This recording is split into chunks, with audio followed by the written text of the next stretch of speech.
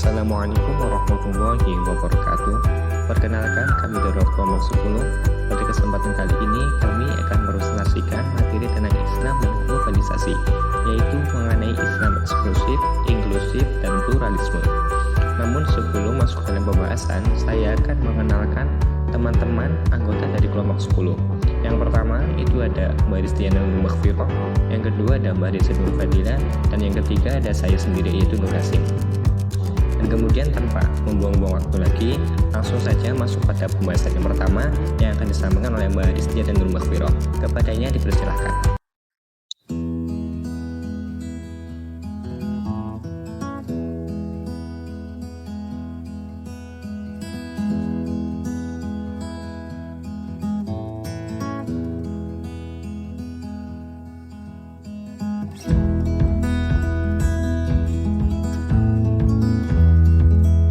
Islam eksklusif. Pengertian Islam eksklusif. Secara harfiah, eksklusif berasal dari bahasa Inggris exclusive, yang berarti sendirian dengan tidak disertai yang lain, terpisah dari yang lain, berdiri sendiri, semata-mata, dan tidak ada sangkut pautnya dengan yang lain. Secara umum, eksklusif adalah sikap yang memandang bahwa keyakinan, pandangan pikiran, dan diri Islam sendirilah yang paling benar. Sementara keyakinan, pandangan, pikiran, dan prinsip yang dianut agama lain salah, sesat, dan harus dijauhi. Kelompok Islam eksklusif ini bersifat tertutup kaku, jumud, tidak terbuka dengan perkembangan mutakhir, dan masih mempertahankan paham ortodoks.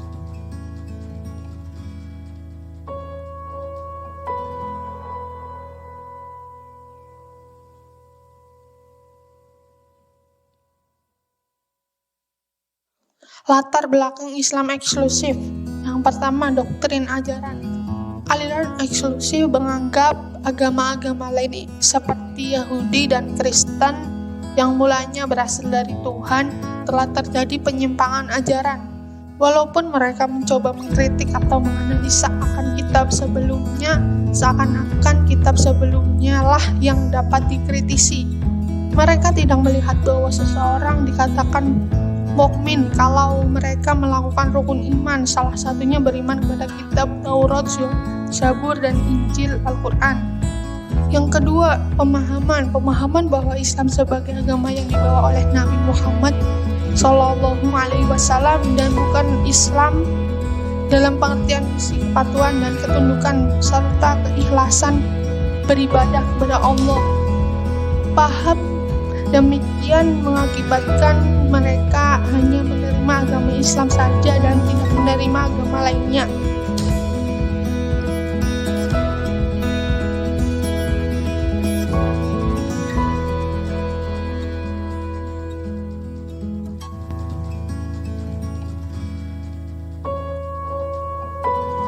Pembagian sikap Islam eksklusif. Yang pertama ada eksklusif keluar, yaitu agama Islam diyakini sebagai agama yang paling benar, sedangkan agama lain dianggap sesat dan tidak akan diterima oleh Tuhan. Pandangan ini didasarkan pada ayat Al-Quran sebagai berikut. Sesungguhnya agama yang diridhoi di sisi Allah hanyalah Islam. Tiada berselisih orang-orang yang telah diberi Alkitab kecuali sudah datang pengetahuan kepada mereka, karena kedengkian yang ada di antara mereka. Barang siapa yang kafir terhadap ayat-ayat Allah, maka sesungguhnya Allah sangat cepat hisabnya.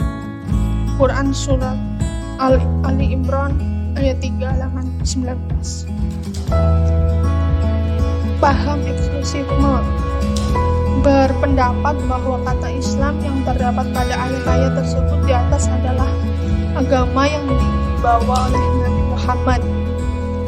Yang kedua ada eksklusif ke dalam.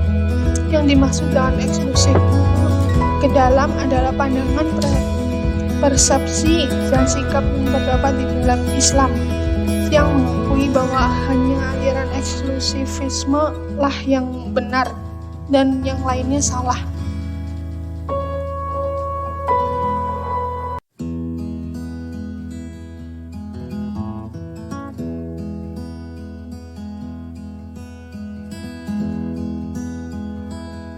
Ciri-ciri kaum eksklusif. Yang pertama, mereka yang menerapkan model penafsiran literal terhadap Al-Quran dan Sunnah dan masa lalu karena menggunakan pendekatan literal.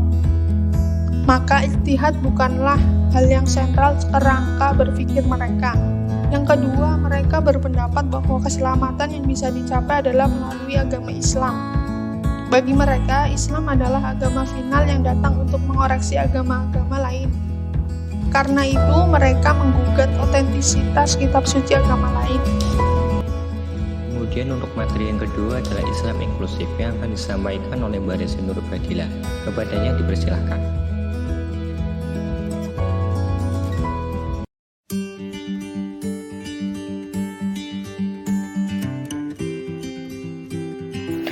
Materi selanjutnya adalah Islam inklusif.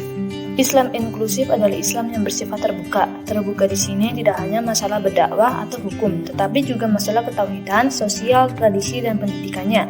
Hal ini disebabkan karena ada sebagian kelompok atau suku yang beranggapan bahwa semua agama itu benar. Seorang muslim diharapkan menyadari adanya nilai-nilai kebenaran dan kebaikan yang juga ditabarkan dan diajarkan dalam agama lainnya. Seorang muslim harus yakin bahwa agama yang dipeluknya adalah yang paling benar di seluruh alam raya. Namun dalam keseharian ia tidak boleh menunjukkan sikap sebenarnya atau mau menang sendiri. Hal ini terutama dalam konteks pergaulan sesama manusia yang dalam Islam dikenal sebagai hablum minan nas. Islam inklusif muncul tanpa menghapus nilai kebenaran atau nilai-nilai yang terkandung dalam agama lain. Islam inklusif juga menunjukkan bahwa tidak ada penyeragaman dan paksaan terhadap agama lain, entah dari segi keyakinan ataupun cara beribadah mereka. Islam inklusif juga mengakui adanya toleransi mengenai budaya, adat, dan seni yang menjadi kebiasaan masyarakat, dan pandangan Islam inklusif juga mengakui adanya pluralitas mampu meminimalisir adanya konflik antar umat.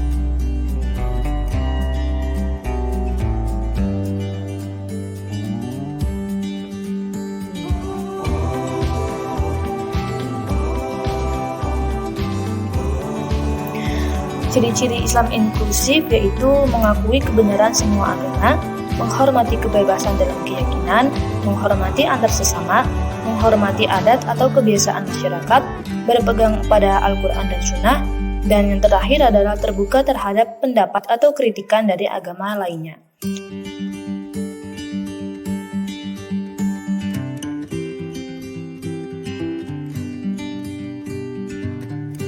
Lalu untuk sejarah dan perkembangan Islam inklusif itu, kaum muslim mengimplementasikan teologi inklusif sepanjang sejarah Islam. Hijrahnya para sahabat Nabi Shallallahu Alaihi Wasallam ke Habasyah merupakan titik awal pertemuan dan kerjasama antara kaum muslimin dengan ahli kitab atau yang khususnya Nasrani. Nabi Muhammad Shallallahu Alaihi Wasallam memerintahkan para sahabatnya untuk hijrah ke Habasyah karena Nabi Shallallahu Alaihi Wasallam mengetahui bahwa Raja Negus dan rakyatnya adalah pengikut setia Isa Al-Masih. Nabi Shallallahu Alaihi Wasallam tidak akan pernah melakukannya jika saja para penganut Nasrani di sana berada jauh dari jalan kebenaran. Bahkan hubungan baik tersebut diperkuat oleh Nabi Shallallahu Alaihi Wasallam sendiri dan para sahabatnya dengan melakukan sholat gaib ketika mendengar Raja Negus meninggal dunia.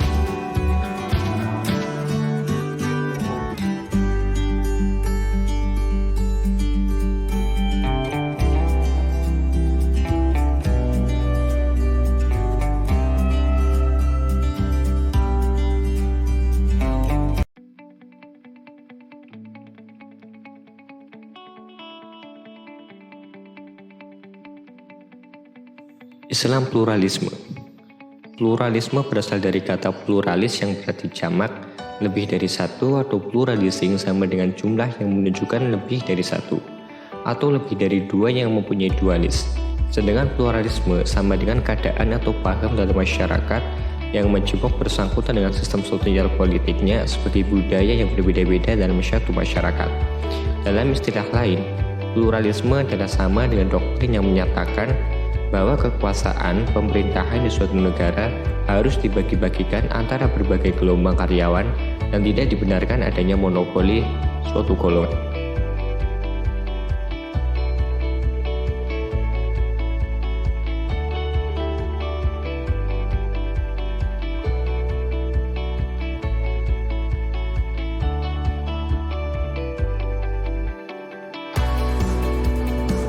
Kamus Filsafat, pluralisme mempunyai ciri-ciri sebagai berikut. Pertama, realitas fundamental bersifat jamak, berbeda dengan dualisme yang menyatakan bahwa realitas fundamental ada dua, dan monisme menyatakan bahwa realitas fundamental hanya satu. Kedua, banyak tingkatan hal-hal dalam alam semesta yang terpisah tidak dapat diredusir dan pada dirinya independen. Ketiga, alam semesta pada dasarnya tidak ditentukan dalam bentuk dan tidak memiliki kesatuan atau kontinuitas harmonis yang mendasar. Tidak ada tatanan koheren dan rasional fundamental.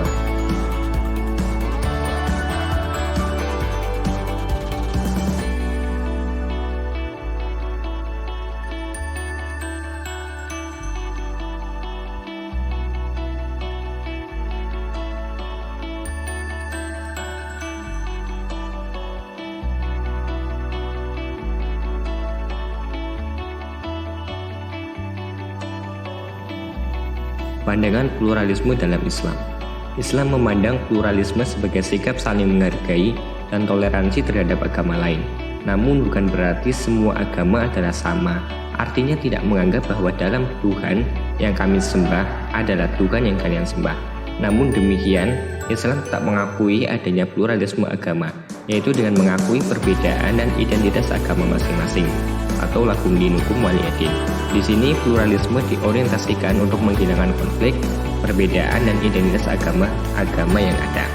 Dalam Al-Quran terdapat ayat yang menunjukkan nilai-nilai pluralisme, sebagaimana disampaikan, wala tujadilu ahlal kitabi illa billati ahsanu illal ladzina zalamu minhum wa qulu amanna billadzi unzila ilaina wa unzila ilaikum wa ilahuna wa ilahukum wahid wa nahnu lahu muslimun.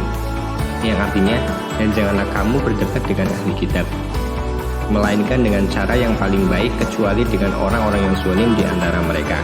Dan katakanlah kami telah beriman kepada kitab-kitab yang diturunkan kepada kami dan yang diturunkan kepadamu.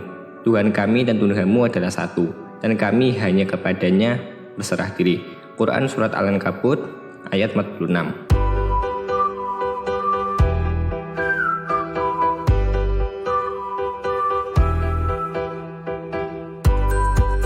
Keberagaman merupakan sunatullah yang harus direnungi dan diyakini setiap umat. Kesadaran umat beragama menjadi kunci bagi keberlangsungan dalam menjalankan agamanya masing-masing.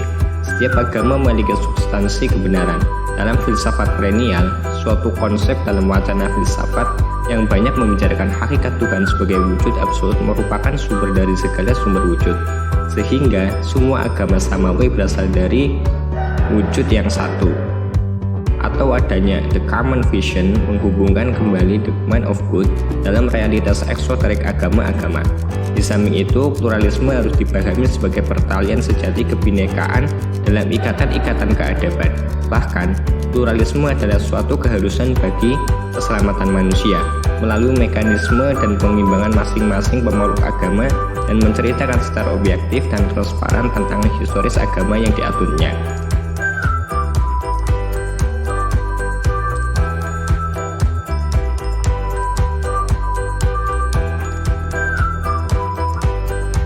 Sekian presentasi dari kelompok 10. Segala kekurangan kami mohon maaf. Jika ada pertanyaan, silakan bisa ditanyakan lewat WA Group. Assalamualaikum warahmatullahi wabarakatuh.